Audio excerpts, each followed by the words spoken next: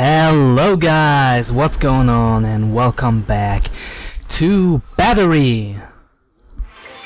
Today, Ambassador Long Dan announced Chinese support for the North Korean claim that they did not intentionally launch the missile that sank the Walsh. We are monitoring these developments while continuing to seek a peaceful resolution.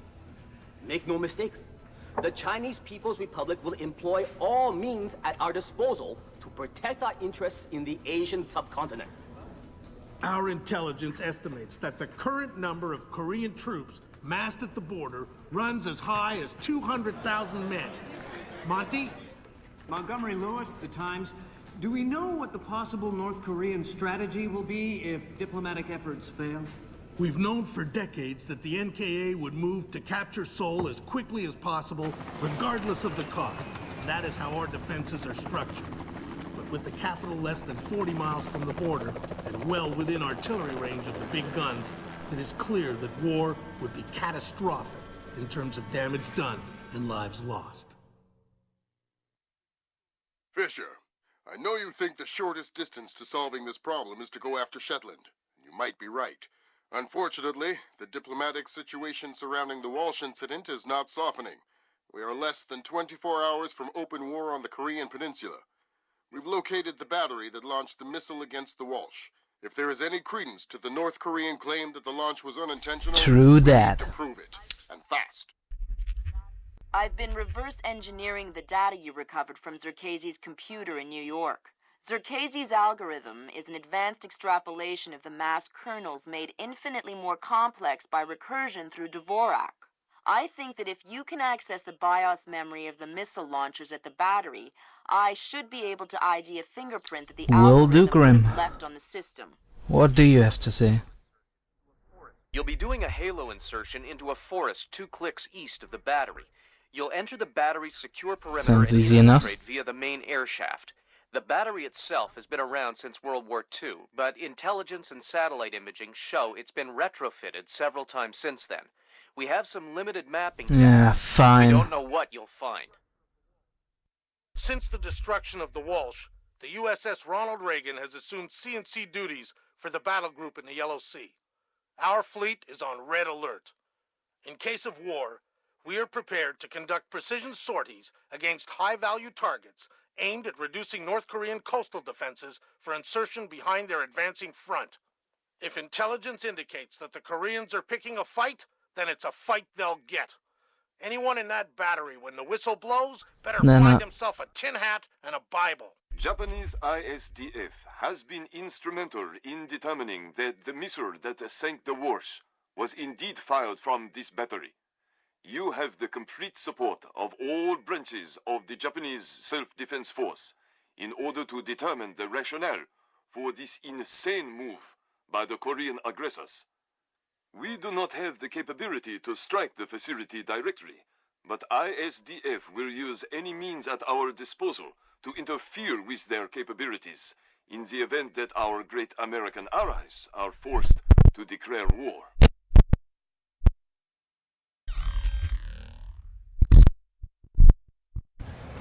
Fisher, it's starting to look like war is unavoidable. JCOS is asking I all sources hope for not current so. division-level intelligence.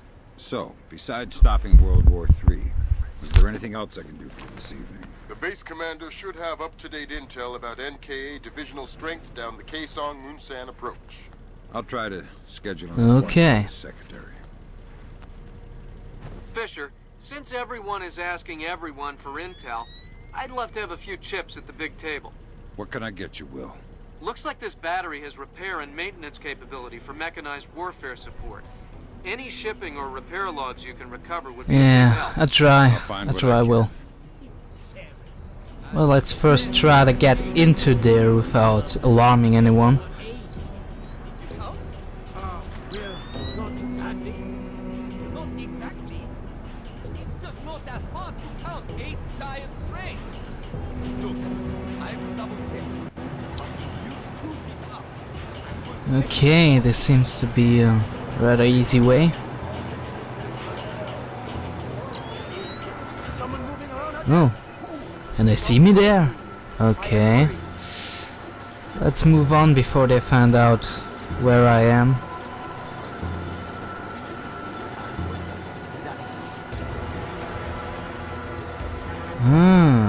nice.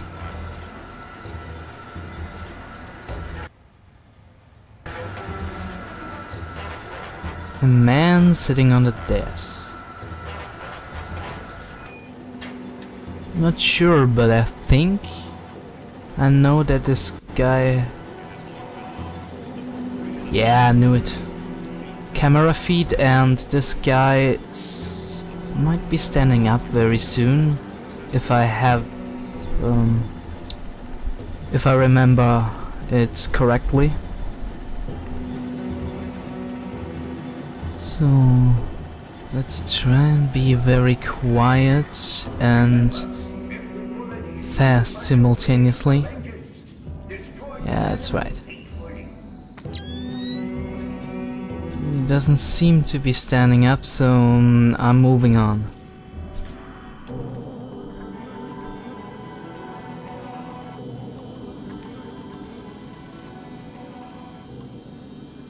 When I get this script finished, bam! Watch out, Hollywood. I wonder if they're ready for the tale of a man, a woman, and a 60-foot robot that stands between them. Okay.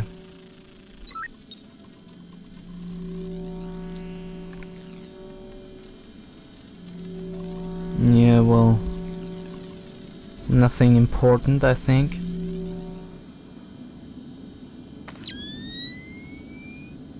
One of these days, I'm not gonna be a god anymore. See, that's what I like a little bit about those things. Those guys talk about what they think, what they feel, they have dreams, they're not all that bad, like, oh, he's a bad terrorist, he's a revolutionary, we gotta kill him. It's more like the gray shades, you have to decide. Good work, Fisher. Looks like they track shipping and repair through 4 separate departments. Indeed. Love military bureaucracy. See if you can get the logs from the other 3. Now serving number 67. Okay, yes, it's all a little bit gray. Those are the gray zones where you have to decide, do I kill him, do I just KO him, or do I bypass him?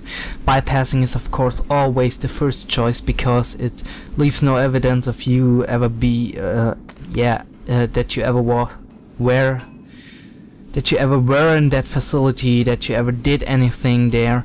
But on the other hand, if it's unavoidable, KOing might be the better choice, depending on what kind of guy this person is. I mean, look at the mercenaries. Mercenaries are hired, they are paid for protection and similar things, and if you think about it, every mercenary could actually be himself, just doing his job to feed his family, to earn money, and they're practically innocent, they're not war criminals or stuff.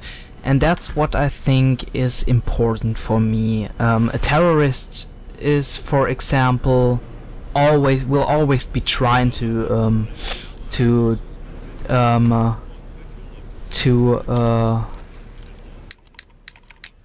harm people, harm civilians.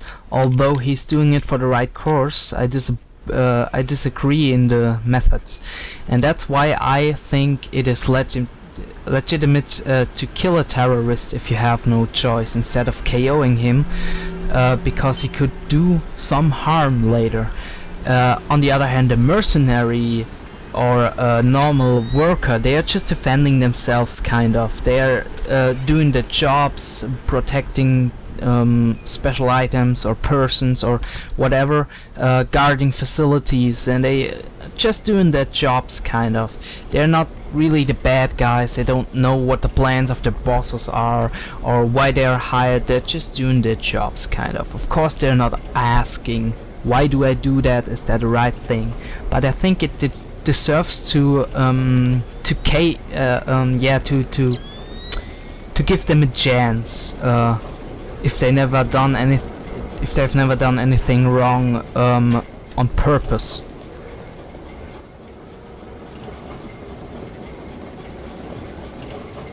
I know that was rather a big lecture, just wanted to share these thoughts with you. Alright, well, that's our work done. Let the control room take over. Who's in the control room? How should I know? So what? We're just going to leave the missile hanging there? Orders. Deliver cargo to loading bay at facility 27-290. Nothing in there about working a bunch of cranes that we're not trained on. Fair enough. Okay. Let's wait till these guys are going away and slip by somehow. Yeah, like I said, sorry about that lecture, but I just wanted to share those thoughts with you. Because I think it's very important for moral choices and for to have certain different enemy archetypes where you can decide, hey, those guys are rather evil, although they have maybe the right reasons to do it. They do it the wrong way. They harm people, and to have those other guys who are just practically either protecting protecting because it's their job, or are just at the wrong time, at the wrong place at the wrong time, if you know what I mean.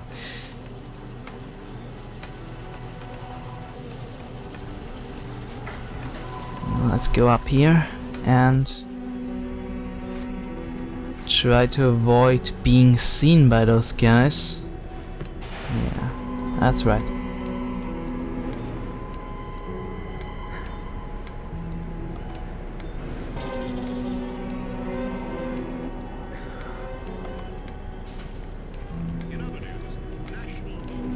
I'm bypassing you here, you noobs. Didn't even see me. Just a light flicker. No camera feed, no eyewitnesses, nothing. That's what I really like about it, and that's why I say bypassing is the best way to go about, because it's practically the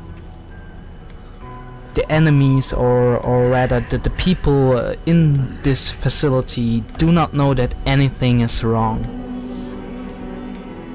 Maybe they see a little bit something, or maybe they saw a light flicker, but can be explained, kind of, like, for example, that the